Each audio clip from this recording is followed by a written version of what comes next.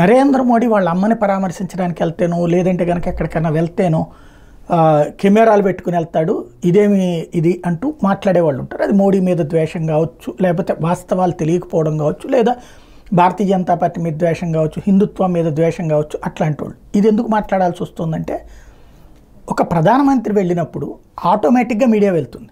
Especially ప్రభుత్వ media వెంట ఉంటుంది, ప్రతి క్షణం కూడా వెంటే ఉంటుంది.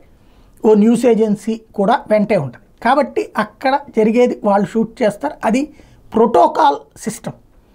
అలా కాకుండా ఓ ప్రధాన ప్రతిపక్ష నాయకుడైనటువంటి రాహుల్ గాంధీ వాయనాడు వెళ్ళారు, అక్కడ పరామర్శించారు, అంతవరకు బాగానే ఉంది. కానీ ఆయనతో అంటే దీని గురించి మాట్లాడేవాళ్ళు ఇది మాట్లాడరు. ఇప్పుడు 3 రోజుల తర్వాత అక్కడికి వెళ్ళినటువంటి ఆయనకి 232 కెమెరాలు వెళ్ళినాయి.